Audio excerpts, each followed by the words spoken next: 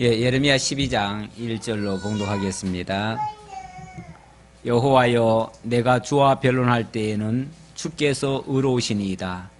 그러나 내가 주께 질문하옵나니 악한 자의 길이 형통하며 반역한 자가 다 평안함은 무슨 까닭이니까. 주께서 그들을 심으심으로 그들이 뿌리가 박히고 장성하여 열매를 맺었거늘 그들의 입은 주께 가까우나 그들의 마음은 머니이다. 여호와여, 주께서 나를 아시고 나를 보시며 내 마음이 주를 향하여 어떠함을 감찰하시오니 양을 죽이려고 잡으려고 끌어낸 것 같이 그들을 끌어내시되 죽일 날을 위하여 그들을 구별하옵소서. 언제까지 이 땅이 슬퍼하며 온 지방의 채소가 마르리이까. 짐승과 새들도 멸절하게 되었사오니 이는 이 땅 주민이 악하여 스스로 말하기를 그가 우리의 나중일을 보지 못하리라 함이니이다. 아멘. 여기서는 4절까지 봉독해드렸습니다. 예레미야서의 내용 11장부터 징계를 통한 예언의 말씀이 되겠습니다. 징계에 대해서 11장에서는 징계를 받는 이유를 말씀하셨고, 오늘 12장에서는 왜 하나님이 당신의 사랑하는 백성들을 이렇게 징계하십니까? 그리고 그 징계하는 가운데 왜 저 악인들을 동원해서 하십니까? 이렇게 항변하는 그러한 내용이 되겠습니다. 자, 오늘 12장 1절부터 조금 다시 한번 확인해 보도록 하겠습니다. 여호와여, 내가 주와 변론할 때에는 주께서 의로우시니이다. 그러나 우리 인간이, 특히 우리 하나님을 믿는 사람들이 하나님께서 살아계시고 하나님께서 역사하신다는 사실은 인정을 합니다. 누구나 그거 부정하지는 않지요. 그런데 하나님이 살아계시다면서 어떻게 이렇게 하실 수 있는가라고 하는 그런 의문은 우리도 어쩔 수 없이 가끔씩 듭니다.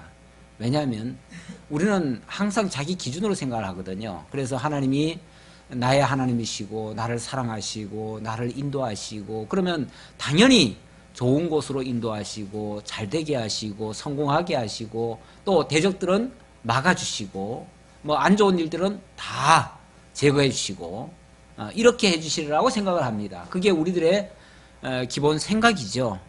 그런데 현실은 꼭 그렇지만은 않거든요. 막상 살아보니까 내가 원치 않는 일이 어쩌면 그렇게 많이 일어나고요. 어쩌면 하나님 말씀대로 살려고 하는데 그렇게 어려운 일들은 많이 발생하고요. 또 왜 하나님도 잘 알지 못하는 저 악인들은 왜 저렇게 또 잘 돼요? 가끔씩 이야기 들어보면 믿는 사람들보다 안 믿는 사람들이 훨씬 더 형통하더라고요. 어느 목사님이 가끔씩은 우리 교회에 오셔가지고 같이 저하고 차 한잔 마시면서 이런저런 이야기 나누십니다. 나누는데 보면 뭐 인간적으로 생각하면 굉장히 부러운 얘기들이 참 많아요. 그리고 뭐 자식들도 얼마나 잘 되는지 모르겠고요. 뭐 좌우간 뭐든지 다 형통해요. 아주 뭐 미래까지 다 보장이 돼 있어요. 모든 게 다 얼마나 잘 되는지 몰라요. 뭐 교인 한 50명밖에 안 되는데 1년 예산이 뭐 몇 억이 된대요. 그러니 뭐 얼마나 형통하겠어요. 지금 은퇴하셨는데도 또박또박 다 나오지. 거기다가 또 거긴 총회에서도 연금까지 다 나오지. 자녀들은 다 해외 외국계 회사에 다 취직했다지. 뭐 얼마나 형통하신지 몰라요. 물론 참 좋아요. 우리가 그런 걸 보면서 저분처럼 우리도 신앙생활을 하면 저렇게 되겠구나. 그런 이제 어떤 기대를 가지고 그렇게 이제 본받아서 살기도 하겠죠. 그런 얘기를 들으면은 그렇게. 그런데 이런 얘기가 꼭 믿는 세계에서만 나오는 게 아니고요. 안 믿는 세계에서도 굉장히 많이 나옵니다. 예수 믿지도 않는데 자식이 뭐 서울대학교 척척 가서 붙어요. 우리는 온갖 방법을 다 동원해도 잘 안 되는데 그렇게 쉽게 그냥 되고요. 또 나오니까 또 대기업에 착착 들어가요. 뿐만 아니라 뭐 얼마나 잘 되는지 몰라요. 모든 일이. 그렇게 이야기하시는 분들이 참 많습니다. 근데 또 꼭 예수를 믿는가? 아니에요. 예수 안 믿는데 그래요. 안 믿는 사람들이 주변에도 사실은 있잖아요. 제 주변에도 사실 안 믿는 사람들이 꽤 있어요. 있는데 그 안 믿는 사람들이 뭐 자식이 잘 안 되는가? 그렇지 않아요. 너무 잘 돼요. 뭐 아무런 걱정할 게 없어요. 다 미래가 다 보장되더라고요. 우리는 정말 미래가 어떨 때는 참 답답하잖아요. 이거 뭐 어떻게 해야 되는가. 저도 솔직히 저도 이제 아기를 하나밖에 안 낳았는데, 예.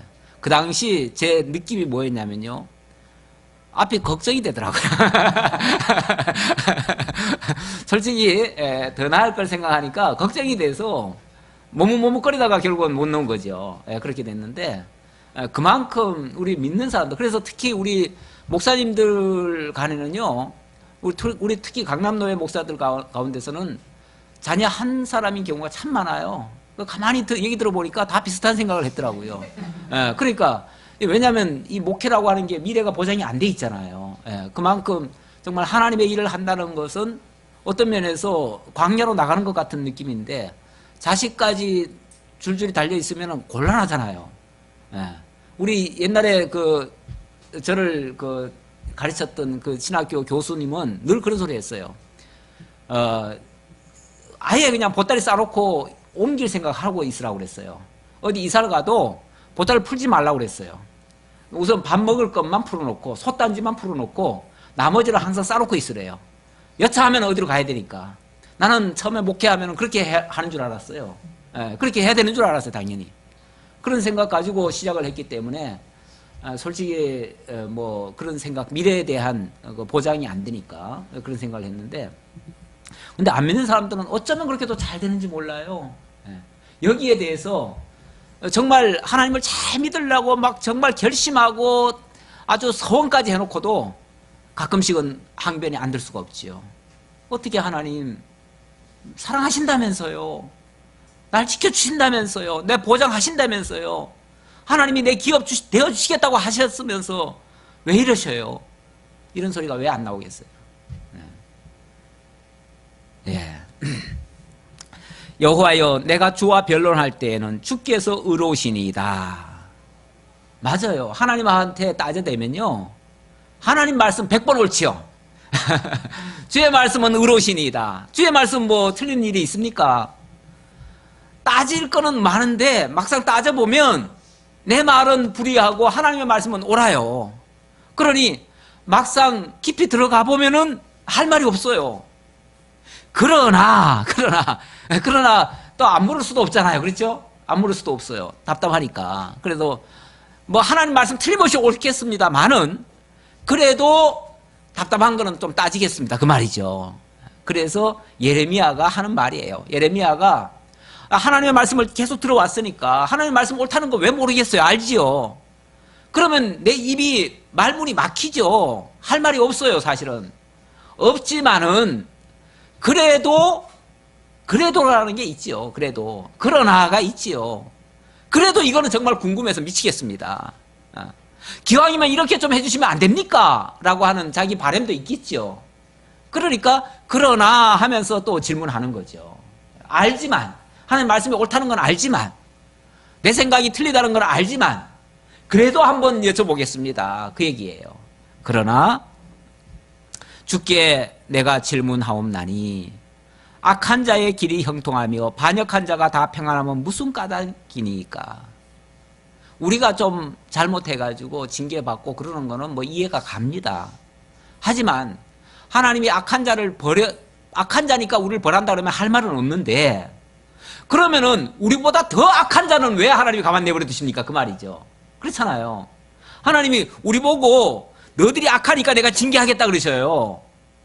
그러면은 우리보다 더 악한 자는 왜 형통하게 하십니까? 그러면은 얼른 계산으로 그렇잖아요. 얼른 생각에 우리가 악한들 저 악한 자들보다 더 악합니까? 그들보다는 좀 낫지 않습니까? 그래도 우리는 그래도 하나님 믿는다고 하고 저들은 아예 하나님 모르는데 우리가 설마 하나님 모르는 자들보다 더 악하겠어요? 그렇지는 않잖아요. 그런데 왜 저 악한 자들을 향해서는 하나님이 징계한다 소리는 안 하고 우리한테는 너희들이 악하기 때문에 내가 징계한다고 말씀하십니까? 그 말이죠. 주께서 그들을 심으심으로 그들이 뿌리가 박히고 장성하여 열매를 맺었거늘 그들의 입은 주께 가까우나 그들의 마음은 머리이다. 예, 뭐 사실 하나님 택한 백성들도 다 하나님이 심어놓은 자들이고 저 악한 자들도 어떻게 보면 다 하나님이 심어놓은 자들이에요.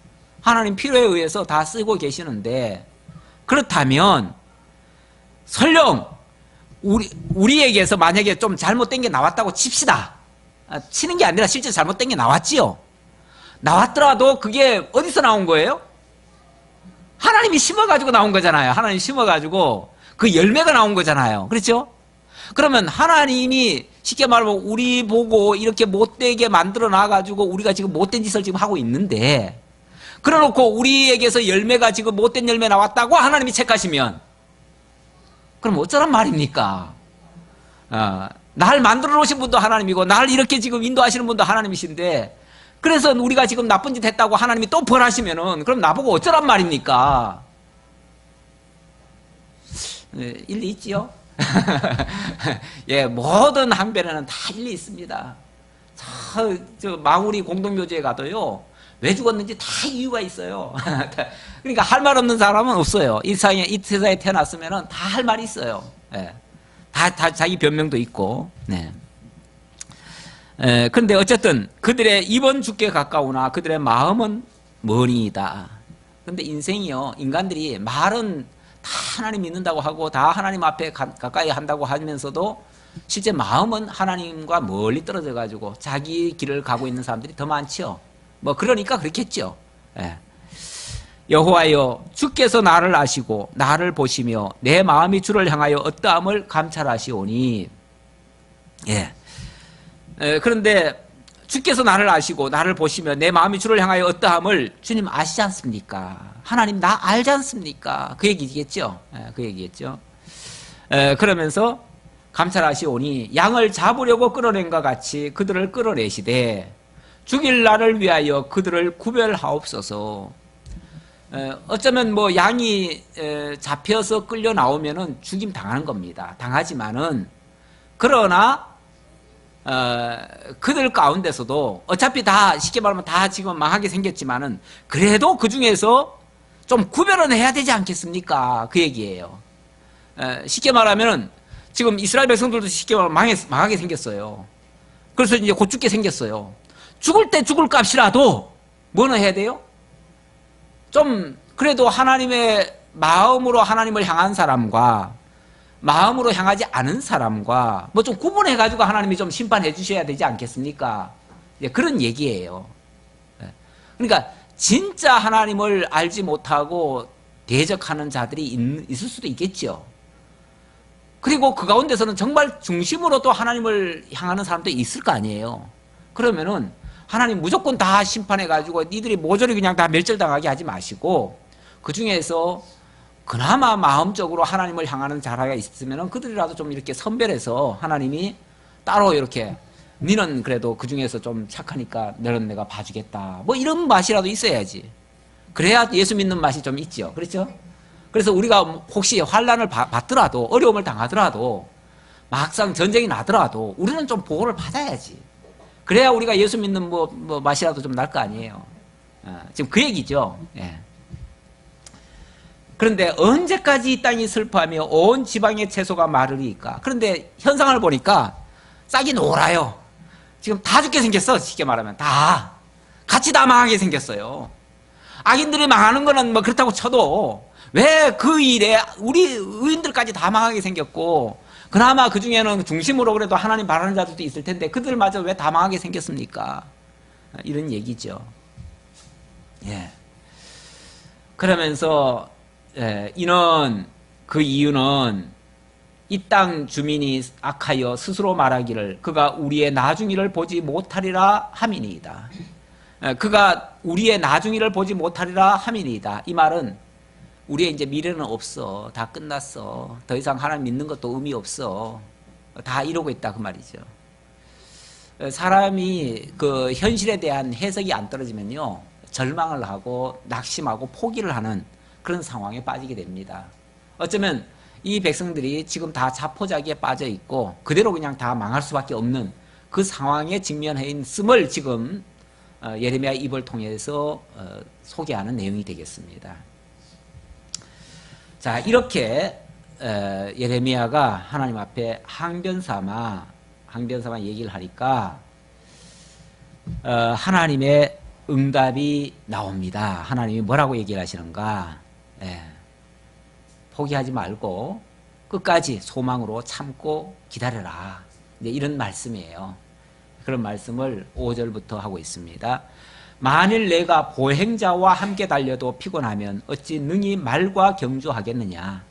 내가 평안한 땅에서는 무사하려니와 요단강 물이 넘칠 때는 어찌하겠느냐?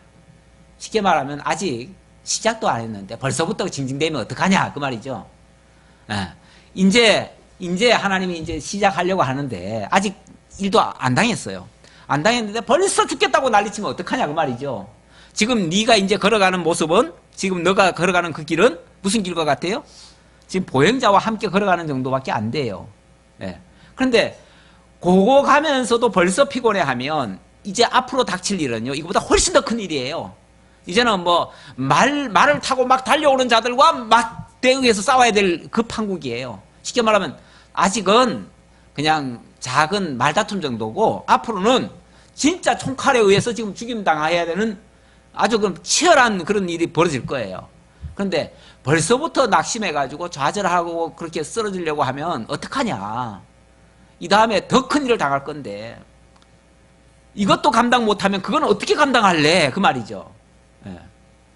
그러니까 너무 힘들어하지 마, 이제 그 얘기죠. 지금 이 정도 가지고 힘들어하지 마 그 얘기죠. 내 형제와 아버지의 집이라도 너를 속이며 내 뒤에서 크게 외치나니 그들이 내게 좋은 말을 할지라도 너는 믿지 말지니라. 그들 그 악한 자들을 두고 하는 말인데, 그들이 우리가 하나님 말씀을 듣고 뭐 하나님 뜻대로 하려고 하는데 왜 하나님이 이렇게 해주십니까? 이런 말 믿지 말아라. 절대 그렇지 않다. 그들은 어찌 보면 그 심판을 피할 수 없는 상당한 이유가 있고 당연히 받을 수밖에 없는 그런 입장에 있는 자다. 그러니까 어떻게 보면 감성적으로 접근해가지고 하나님 왜 이러십니까? 왜 이러십니까? 이러지 말라 그 말이죠. 예. 이제 표면적인 말씀은 이제 그런 얘기예요. 그러면서 지금 당장 당하는 거 가지고 너무 크게 생각하지 말아라 그 얘기예요. 왜냐하면 하나님이 하시는 일은 그 당장 하는 게 아니라 그 일 이후에 하나님이 하실 일들이 있어요. 그것까지 알면 네가 그런 소리 안 할 거다, 이제 그런 얘기예요. 하나님은 이 일이 전부가 아닙니다. 이 일을 통해서 하나님이 크게 하실 일들이 있어요. 아직 그 얘기가 구체적으로는 안 나왔어요. 그렇지만 일단은 이 백성들은 망할 수밖에 없다. 그러니까 하나님이 그런 질문을 해도 그렇다고 네 말 듣고 내가 좀 봐주지 않겠다 그 말이에요. 어떤 면에서. 그러면서 하나님의 계획은 변함없이 이루어질 거다. 자, 어떻게 이루어지는가? 7절 봅시다. 내가 내 집을 버리며 내 소유를 내던져 내 마음으로 사랑하는 것을 그 원수의 손에 넘겼나니. 내가 어쩔 수 없이 내가 사랑하는 내 백성의 집들을 저 원수한테 맡기겠다, 넘겨주겠다 그럽니다. 하나님 어떻게 왜 이러십니까? 그랬더니 좀 가만히 좀 듣고 있어. 그래 놓고는 하나님의 계획을 쉽게 말하면 다 얘기해 주는 거예요. 그 문제에 대한 답을 준다기보다는 하나님의 앞으로의 어떤 계획을 통해서 근본적인 해답을 주시는 거죠. 현상적인 당장 문제에 대한 해답이 아니라 아주 근원적인 처방을 주시는 거죠. 그런 얘기예요. 그러다 보니까 일단은 너희들은 망할 수밖에 없다 그 얘기예요. 내 소유가 숲속의 사자같이 되어서 나를 향하여 그 소를 내므로 내가 그를 미워하였음이로라. 숲속의 사자같이 되어서 나를 향하여 소리를 냈다. 누가요? 내 소유가. 내 소유가 내게 대하여는 문이 있는 매가 아니냐. 그 매들이 그것을 에워싸지 아니하느냐. 너희는 가서 들짐승들을 모아다가 그것을 삼키게 하라. 그러니까 하나님의 소유가 숲속의 사자같이 하나님을 향해서 소리를 냈다. 이거는 하나님의 백성들이 하나님을 향해서 쉽게 말하면은 원망하고 불평하고 대적했다, 이제 그런 얘기죠. 그러니까 다른 들짐승들 데려다가 그것들을 삼키게 하겠다 그랬어요. 그러니까 어찌 보면 지금 내 백성을, 당신의 소유를 숲속의 사자 같다고 표현했어요. 그래놓고 다른 들짐승들 갖다가 이들을 멸하겠다고 그랬어요. 그러면 어떻게 보면은 지금 당신의 백성들이나 저 바깥에 있는 자들이나 막상막하예요. 이놈들은 사자고 저놈들은 또 다른 들짐승이에요. 예. 그러니까 하나님 앞에는 다 똑같은 놈들이야. 쉽게 말하면 다 똑같은 놈들이에요. 예. 일반적으로 보면은 뭐 더 나을 것도 하나도 없어요. 그런 상황이에요. 많은 목자가 내 포도원을 헐며 내 몫을 짓밟아서 내가 기뻐하는 땅을 황무지로 만들었도다. 예. 그러면서 하나님 목자를 보내줬지만은 그 목자들이 포도원을 헐고 몫을 짓밟고 기뻐하는 땅을 황무지로 만들어버렸다. 어찌 보면 하나님께서 그것들을 바로잡으려고 엄청나게 많은 공을 들이셨습니다. 선자들을 보내고 왕을 보내고 지도자들을 보냈습니다. 그들을 통해서 좀 바로 하라고 수많이 일깨워줬어요. 그런데 그들은 오히려 내 포도를 헐고 내 몫을 짓밟았다. 그걸 보살펴 준 게 아니라 아예 더 이용을 해먹고 더 내팽개쳤다는 거죠. 그래서 내 포도원이 완전히 쑥대밭이 되어버렸다. 그러니 그렇게 쑥대밭 된 포도원을 그냥은 쓸 수 없잖아요. 그래서 어떻게 해야 돼요? 새로 해야죠. 뭐 새로. 그들이 이를 황폐하게 하였으므로 그 황무지가 나를 향하여 슬퍼하는도다. 그래서 그 목자들이 결국은 짐승들을 제대로 관리 못해가지고 그 짐승들이 포도원을 다 쑥대밭을 만들어버렸어요.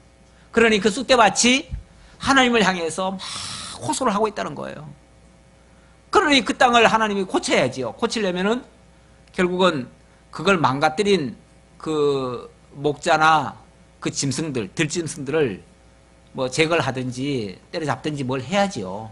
그래야 새로 할 수가 있겠죠. 온 땅이 황폐하면 이를 마음에 두는 자가 없음이로다. 만약에 누가 그것에 대한 안타까움을 느끼고 절박함을 느낀 자가 한 사람이라도 있었다면 아마 그렇게 되지 않도록 막았겠죠. 그런데 모두가 다 그냥 한패거리가 돼가지고 같이 망가뜨려 놨다 그 말이에요. 그러니 쓸만한 게 없다는 거예요. 놔둬도 쓸만한 게 없어요. 보호해줘도 고쳐서 쓸만한 게 없어요. 그러니 그럴 때는 그냥 갈아엎는 게 상책이에요. 아니면 묵혀버리든지 그래야 돼요. 파괴하는 자들이 광야의 모든 벗은 산 위에 이르렀고 여호와의 칼이 땅 이 끝에서 저 끝까지 삼키니 모든 육체가 평안하지 못하도다. 그래서 파괴하는 자들 불러왔다는 거예요. 다시 말하면 그 밭 갈아엎을 자들 데려왔다는 거예요. 그래가지고 그들로 하여금 이 예루살렘을 뒤엎어버리는 거죠. 그래서 칼이 이 땅에서 이 땅 끝에서부터 저 끝까지 다 삼킴으로 결국 이 백성들이 그 고통 속에 들어갈 수밖에 없다. 무리가 밀을 심어도 가시를 거두며 수고하여도 소득이 없은즉 그 소산으로 말미암아 스스로 수치를 당하리니 이는 여호와의 분노로 말미암음이니라. 그래서 그들이 심판을 받을 수밖에 없다. 심판받을 마땅한 이유를 그렇게 하나님이 답변조로 이야기를 해주셨어요. 왜 하나님이 이러십니까? 라고 했는데 너희가 이래서 그런 거야 라고 답변을 해준 거죠. 자, 아직 근원적인 답을 준 것까지는 아닌 것 같아요. 그러나 이제 하나님이 이렇게 할 수밖에 없는 이유를 밝히셨습니다. 자, 14절부터 그러면은 이제 여기서부터는 하나님의 미래사를 이제 밝혀줍니다. 다시 말하면 그러면 결국은 이들을 이렇게 해서 망하고 멸망시키고 그럼 끝장낼 건가? 그건 아니라는 거예요. 지금은 저 더 파괴하는 자들을 데려다가 지금 자기 백성을 지금 황무지를 만들어요. 황무지를 개간을 해요. 개간을 해서 새롭게 지금 만들 건데 그러자니 이곳에 있는 모든 기존에 있던 것들은 다 캐냄을 당해요. 그렇죠? 기존 것들이 다 캐냄을 당할 거 아니에요. 다 뽑힐 거 아니에요. 뽑혀서 그럼 그것들을 다 저 멀리 갖다 내던져 버리는데 그러면은 그곳에다가 하나님이 이제 저 악한 자들이 동원해가지고 그렇게 했으니까 자기네들 걸로 심을 거 아니에요. 근데 하나님이 거기서 끝내는 게 아니라 어느 일정 시간 지나면은 이것들을 다시 뽑아내고 그 자리에 너희들을 다시 심겠다. 이렇게 말씀하셔요. 그럼 결과적으로 말하면 도저히 몹쓸 땅 몇 년 묵히기도 하고 새로 개간해가지고 더 좋은 씨앗처럼 다시 갖고 가지고 새로운 아주 좋은 열매를 다시 맺게 하겠다. 그 얘기죠. 결론적으로 말하면. 그럼 결과적으로 말하면은 이렇게 더 좋게 하시려고 지금 이 과정을 거치는 거야. 이렇게 볼 수 있는 거죠. 그러니까 이 말씀은 자관 끝까지 다 들어봐야 돼요. 과정만 듣고는 속단을 해버리면 거기서 어떤 결론을 내려고 하면은 우리는 절반밖에 못 보는 꼴이에요. 그리고 결론까지 다 들어봐야 되는데 결론은 그럼 어떻게 할 건가? 하나님이 악한 자들을 다시 뽑아낸 다음에 유다는 다시 세우시겠다고 합니다. 그러니까 이 땅에는 지금 너무 악한 것들이 많이 있었다 그 말이에요. 악한 것들이 많이 있어서 그거를 좋게 어떻게 바꿀 수는 없으니까 아예 그냥 다 갈아엎어버리고 아예 거기 걸 다 뽑아내버리고 그 다음에 어디 잠시 딴 데다 심었던 그 좋은 씨앗, 그 씨앗을 다시 데려다가 새로 심겠다. 그 얘기죠. 이렇게 하시려고 과정적으로 악한 자들을 동원한 것 뿐이다. 그러면 그 악한 자들은 실제로는 그들이 어떤 주역이나 뭐 이런 것들을 하는 게 아니고요. 하나님이 쓰시는 정한 알곡 만드는 일에 동원된 일꾼에 불과한 거죠. 그렇죠. 물론 그 안에 심겨졌던 그 씨앗, 그 악한 씨앗은 뽑히고 이제 다시 좋은 씨앗으로 바꿔 심겨지니까 그 씨앗은 나중에 열매를 제대로 맺을 수 있는 열매가 되는 거죠. 이것이 쉽게 말하면 새로 갱신된 이스라엘 민족이죠. 이스라엘 하나님의 언약 자손들이죠. 그 언약 자손들을 새롭게 하기 위해서 악한 자들을 도구로 사용한 거예요. 오늘 오전에도 천사와 그리스도를 비교를 하면서 그리스도가 월등히 더 우월하다, 뛰어나시다 이런 얘기를 했는데 거기 천사의 신분은 뭐냐? 천사의 신분은 아무리 그가 훌륭한 일, 뭐 하나님의 놀라운 불꽃과 바람 같은 역사를 했어도 그는 어디까지나 하나님을 경배하고 그리스도의 시중을 들 종에 불과하다. 사역자에 불과하다. 그리고 그리스도는 그 집의 아들이다. 그리고 다스릴 왕이시다. 이런 얘기를 했어요. 마찬가지예요. 지금 여기서도 보면은 이방 저 악인들은요, 우선은 형통하는 것 같지만 그들은 다 하나님께 악하게 쓰임받고 버려질 종에 불과하다. 그 말이에요. 종에 불과하고 너희는 지금은 좀 어려움을 당하지만 그래도 정한 알곡을 만들어서 하나님의 그 동산에 하나님의 포도원에 귀한 열매로 맺을 사람들이다. 그 얘기죠. 그러니까 결과적으로는 이스라엘 백성들을 하나님께서 새롭게 하기 위한 저 악한 이들을 사용하는 것 뿐이다. 그들은 주역이 아니야. 주인공이 아니야. 너희가 주인공이야. 그래도 그렇다면 아무리 어려움을 겪어도요, 아무리 부족해도요, 아들이 낫지요. 집 주인의 아들이 낫지요. 그렇죠?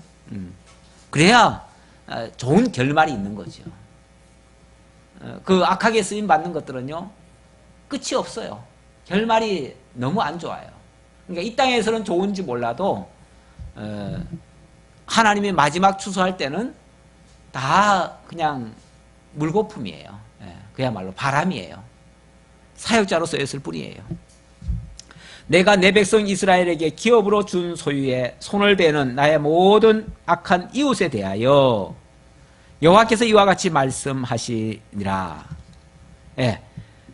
하나님이 기업으로 준 소유에 손을 대는 모든 악한 이웃에 대해서, 그러면 그 악한 자들에 대해서, 악한 일에 쓰임받는 그들에 대해서 하나님이 말씀하시겠다 그 말이죠. 여호와께서 이와 같이 말씀하시니라. 보라, 내가 그들을 그 땅에서 뽑아버리겠고 유다 집을 그들 가운데서 뽑아내리라. 유다가 이 멸망을 당할 수밖에 없었던 이유는 그곳에 악한 자들도 함께 있어서 그래요. 함께 있어서 그들을 뽑아낼 때 유다도 같이 뽑아낸 거예요. 같이 뽑아냈다가 그야말로 추려가지고 완전히 버려야 될 것들은 아예 버리고 쓸 것들은 다시 심는 거죠. 이렇게 하시겠다는 거예요. 내가 그들을 뽑아낸 후에 내가 돌이켜 그들을 불쌍히 여겨서 각 사람을 그들의 기업으로 각 사람을 그 땅으로 다시 인도하리니, 이게 이제 하나님이 먼 미래에 자기 백성들을 다시 심겠다고 하는 약속이에요. 한마디로 말하면 하나님이 뽑아냈다가 다시 심으시겠다고 하는 말씀이에요. 이 예레미야의 소주제가 그거 아닙니까? 뽑았다가 다시 심으시는 하나님이시잖아요. 그러니까 하나님이 자기 민족을, 자기 백성들, 언약 자손들을 죄악 가운데서는 뽑아냈다가 다시 의로운 동산으로 다시 이끌어 들이시는, 그래서 거룩한 민족 만들어내시는, 의롭게 하시는 그 하나님이심을 계시하기 위해서 이런 역사를 섭리하신다.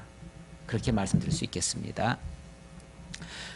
그들이 내 백성의 도를 부지런히 배우며 살아있는 여호와라는 내 이름으로 맹세하기를, 자기들이 내 백성을 가리켜 바알로 맹세하게 한 것 같이 하면 그들이 내 백성 가운데서 세움을 입으려니와.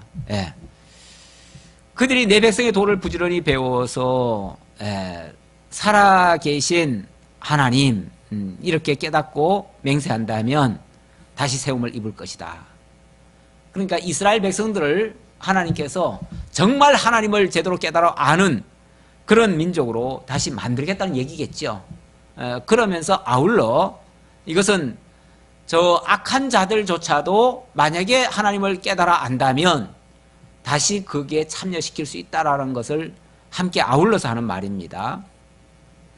그들이 순종하지 아니하면, 하지만 그들이 순종하지 아니하면, 여기 순종이라는 표현은 다른 말로 하면 그럼에도 불구하고 하나님의 이 말씀을 듣지 않는다면, 그 말이에요. 말씀을 듣지 않는다면 내가 반드시 그 나라를 뽑으리라, 뽑아 멸하리라, 여호와의 말씀이니라. 그래서 하나님은 뽑아내시고 다시 심으시기라는 계획으로, 다시 말하면 다시 심기 위해서, 다시 깨끗한 것으로 다시 심기 위해서 뽑아내시겠다, 그 말이에요. 뽑아내어서 하나님을 배우고 도를 부지런히 배운다고 했죠. 그리고 하나님의 이름으로 맹세하고 하나님의 그 약속으로 이루어지는 것을 깨닫고 하나님만을 경외하도록 그렇게 만드시겠다라는 뜻입니다. 자, 그리고 13장으로 넘어갑시다. 13장의 내용은 그렇게 해서 결국 하나님은 이 징계를 푸시지 않는다는 얘기예요. 예레미야는 그렇게 항변할 때에 하나님 왜 우리가 잘못해가지고 벌을 받더라도 왜 저 악인들을 들여다가 쓰십니까? 라고 얘기를 했는데 하나님은 네가 그렇게 말해도 내 계획은 변함없다. 나는 내 계획대로 이들을 징계할 거다. 다만 이들을 징계한 다음에는 내가 다시 정하게 해서 다시 심을 거다라고 얘기를 했어요. 그래 놓고 오늘 13장에서는 자, 그렇게 징계받을 때 어떤 징계 모습으로 나타날 것인가, 징계가 어떻게 다가올 것인가, 이제 그런 얘기예요. 그러니까 징계하시는 하나님의 그 징계 모습들, 뭐 그렇게 설명할 수 있어요. 그걸 징계 여러 형태라고 제가 말씀을 드렸는데 이게 한 가지의 모습이 아니고 여러 가지 방식으로 여러 가지 모양으로 설명을 하기 때문에 여러 형태라고 표현을 했습니다. 자, 13장 1절입니다. 우리 한번 좀 교독을 해볼까요? 여호와께서 이와 같이 내게 이르시되 너는 가서 뱃띠를 사서 내 허리에 띠고 물에 적시지 말라 하시기로 내가 여호와의 말씀대로 띠를 사서 내 허리에 띠니라. 여호와의 말씀이 다시 내게 임하여 이르시되 너는 사서 내 허리에 띈 띠를 가지고 일어나 유브라데로 가서 거기서 그것을 바위 틈에 감추라 하시기로 내가 여호와께서 내게 명령하신 대로 가서 그것을 유브라데 물가에 감추니라.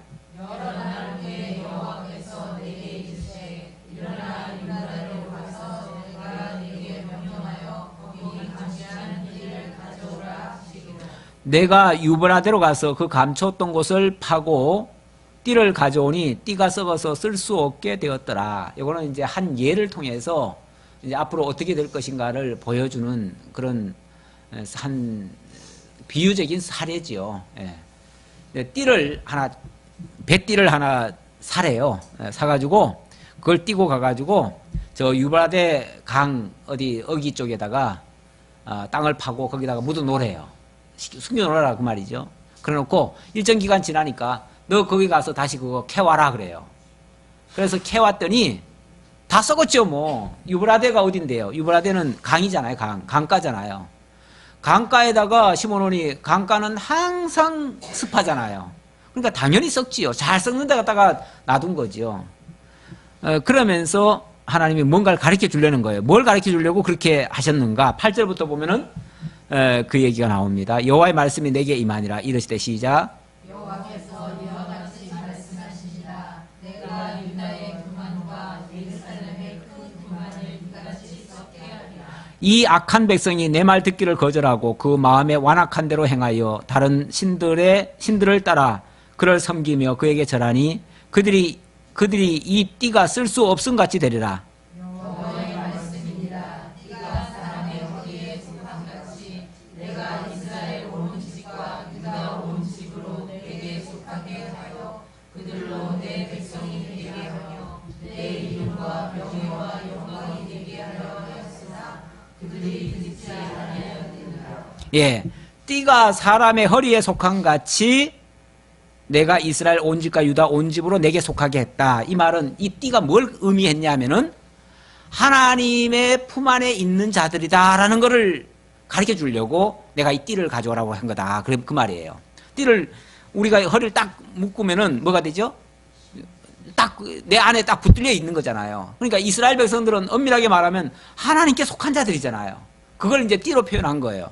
그런데 아무리 내게 속하려고 해도 이 띠가 썩어버리면 뭐가 되죠? 묶을 수가 없어요. 묶어봤자 소용이 없어요. 다시 말하면 하나님이 이스라엘 백성들을 아무리 품으려고 해도 이놈들이 내 말을 안 들으면서 결국은 다 떨어져 나갔다 그 말이에요. 그러니까 소용이 없더라는 거죠. 아무리 내 품에 껴안고 내가 붙들고 묶고 다 하려고 해도 안 되더라 그 말이죠. 그러니까 어떻게 해요? 예. 그러니까 그렇게 하는 거를 뭐라고 표현하냐면 그게 교만이래요. 교만. 교만. 유다의 교만, 예루살렘의 교만. 그것도 큰 교만 그래요. 큰 교만. 그러니까 하나님 말씀 안 듣고 제멋대로 가려고 하는 걸 교만이라고 표현했어요. 그러면서 하나님을 벗어나려고 발버둥 친 거죠. 그러니까 그 교만이 있는 동안은 하나님께서 품을 수가 없어요. 그럼 어떻게 해야 돼요? 그것들을 떨궈내야 돼요. 그 교만을 떨궈내야 돼요. 그거를 뱃띠가 썩게 함으로써 마치 썩은 뱃띠가 소용없게 된 것처럼 이스라엘의 교만이 떨어져 나가도록 하나님께서 그렇게 하시려고 그걸 가지고 어떻게 보면 실물 교육, 시청각 교육을 시키는 거죠. 하나님께서. 예레미야에게 시청각 교육을 시키면서 그걸 가지고 이스라엘 백성들에게 알려줘라. 너희들이 이렇게 교만했고 하나님 말씀을 교만했다는 건 딴 거 아니고 하나님 말씀 안 들었다 그 말이죠. 안 들었으니 그 안 듣는 그 버르장머리를 내가 고쳐주겠다. 고쳐주려면 어떻게 해야 돼요? 여기서 파내겠다 그 말이죠. 뽑아내겠다. 뽑아내가지고 완전히 자기 자존심 다 꺾이고 자기 멋대로 하던 거 다시는 못하도록 하겠다 그 말이죠. 특히 또 유브라데 강에다 갖다가 일부러 꽂았잖아요. 유브라데가 어디예요? 유브라데는 원래 이스라엘 민족을 뭐라고 그러냐면은 히브리인 그래요. 히브리인이라는 말이 뭐냐면은 유브라데 강을 넘었다라는 뜻이에요. 그러면 원래는 갈대아 우르 사람이잖아요. 갈대아 우르 사람을 하나님께서 아브라함이 불러가지고 유브라데 강을 건너가지고 이 가나안 땅에 와서 정착을 하고 살게 했어요. 그래서 그 말은 다시는 이쪽으로 못 넘어간다라는 의미에서 그래서 유브라데 강을 넘었다라는 뜻에서 히브리인 이렇게 얘기를 했는데 너들 다시 고치려면 거기 다시 갔다 와야겠다 그 얘기예요. 그래서 다시는 안 넘어가게 하려고 이쪽으로 데려왔는데 옛날 본성을 그대로 가지고 있으니 이거 고치려면 너희들 거기 보냈다가 다시 데려와야 되겠다. 그래가지고 거기 가가지고 다 썩혀버리겠다는 거죠. 유브라데 강에 갔다가 심어가지고 그들을 다 썩혀가지고 그들의 교만을 다 떨궈낸 다음에 다시 데려오겠다. 그래서 유브라데를 넘는다는 말은 결국은 아수르나 바벨론으로 포로 잡혀가게 하겠다 그 소리예요. 그래서 거기 가가지고 거기 가면요 자존심 세울 수 있어요? 거기 가면 자기 주권이 있나요? 거기 가면 말도 못해요. 알아듣지 못하는 말을 들어야 돼요. 자기들의 그 모든 것들은 다 내려놔야 돼요. 다 떨어져 나가야 돼요. 그게 바로 그 예루살렘 유다의 교만을 떨궈내는 작업이에요. 교만을 떨궈내는 작업. 예. 우리가 큰 소리 치는 거는요 뭔가 아직 몇 개 남아서 그래요. 예. 몇 개 남아 있으면 하나님께서 그거 떨궈내려고 큰 소리 못 칠, 찍소리도 못할 그런 상황에다가 우리를 빠뜨리는 경우가 있어요. 그러면 이제 내 자존심이고 뭐고 다 내려놓는 거죠. 예. 그러면 그때 하나님이 다시 쓰시겠다는 거예요. 예. 그때. 지금 어찌 보면 그런 표현을 하시려고, 그런 설명을 하시려고 한 거죠. 그리고 하나님이 원래 이스라엘을 그렇게 이제 유브라데 강을 건너서 히브리인으로 이렇게 이쪽에 와서 살게 한 이유는 뭔가? 그 이유를 이렇게 얘기합니다.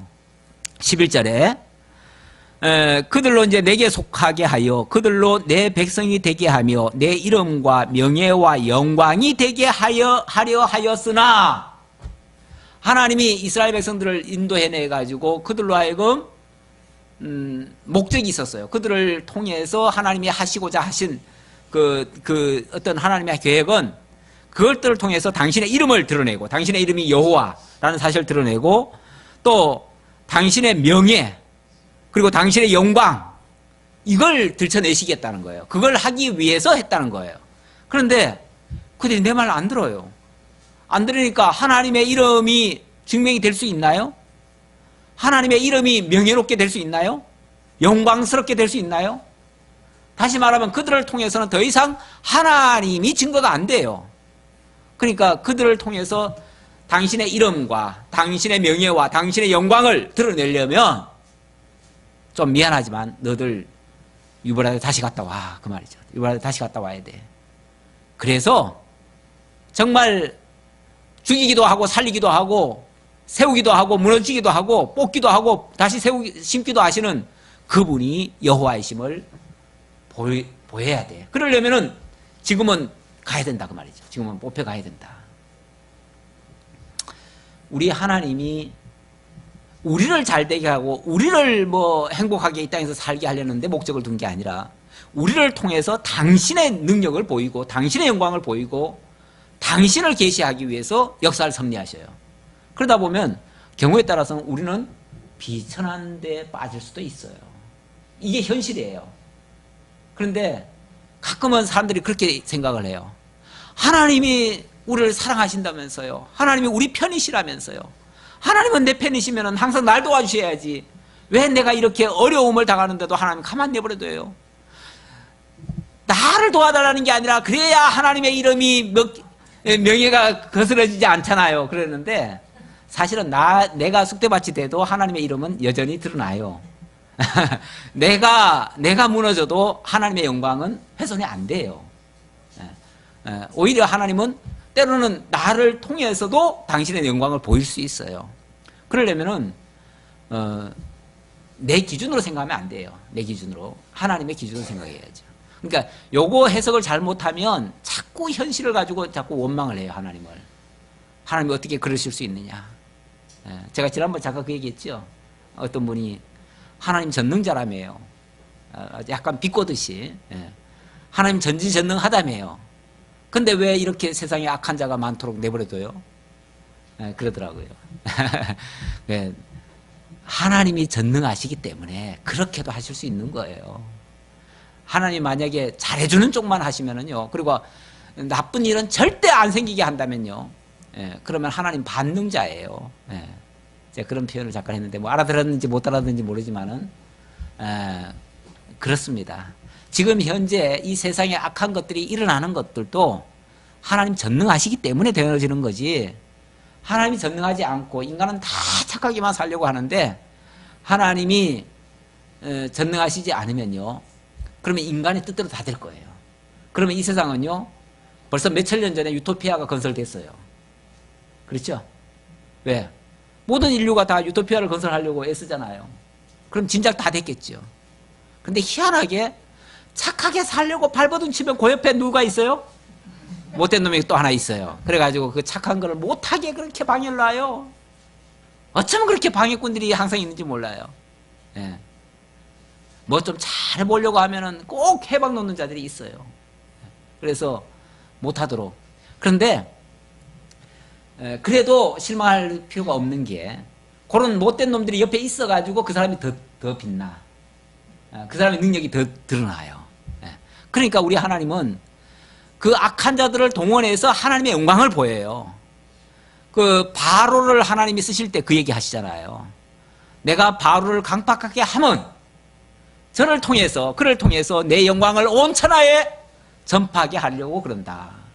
하나님 영광 드러내려면요, 아주 강한 상대가 있어야 돼요. 그래서 바로 같은 악한 놈이 있어야 하나님의 그 강력한 그 하나님의 전지하시고 전능하신 그 능력이 나타날 수 있다고 말이죠. 그게 하나님의 영광이에요. 하나님은 당신의 영광을 위해서 악한 자를 키우신다는데 누가 무슨 말 하리요? 로마서에서 그 얘기 하잖아요. 하나님이 당신 영광을 보이시려고 그런다는데 누가 거기에 반항할 수 있겠느냐? 거기에 누가 대적하겠느냐? 그게 어떻게 잘못됐다고 말할 수 있겠느냐? 당신 영광 보이시겠다는데. 그러면 뭐 자기 백성들은 그러면 하나님 안 도와주시는가? 아니에요. 끝에 가면 반드시 또 하나님 자기 백성을 더 구원하셔요. 그러니까 바로가 그렇게 승승장구하고 9번이나 도전해도 다 꺾었는데 마지막 10번째는 뭐예요? 결국은 항복하잖아요. 그리고 마지막 또 발악도 한 번 하죠. 그랬더니 그냥 완전히 홍해에서 수장이 돼버리잖아요. 그래서 하나님의, 그러니까 반대파가 악한 자가 발악하면 할수록 하나님의 영광은 더 크게 드러나요. 이게 하나님이 하시는 일이에요.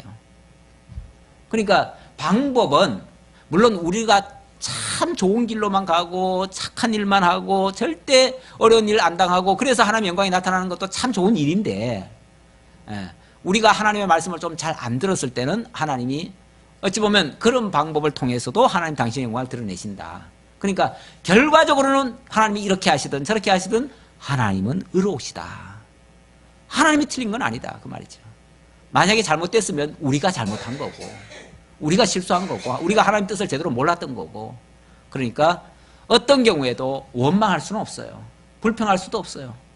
하나님이 하셨습니다. 하나님은 맞습니다. 옳으십니다. 의로우십니다.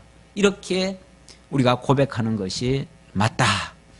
그렇게 말씀드리고 오늘 말씀을 마치도록 하겠습니다. 기도하겠습니다. 아버지 하나님 감사합니다. 우리 하나님 너무나 확실하시고 분명하시고 전지전능하심을 오늘 말씀을 통해서 다시 한번 깨달았습니다. 하나님 하시는 일은 인간이 생각할 때 옳지 않다 할지라도 하나님은 의로우시고 바르시고 의로우십니다. 맞습니다. 하나님의 말씀이 맞고 하나님의 뜻이 맞고 하나님의 계획이 맞고 하나님의 영광 선포하는 것이 맞습니다. 그러기에 우리는 되어진 모든 것을 하나님이 하셨다고 인정하고 하나님께 영광 돌리게 하옵소서. 예수님의 이름으로 기도하옵나이다. 아멘.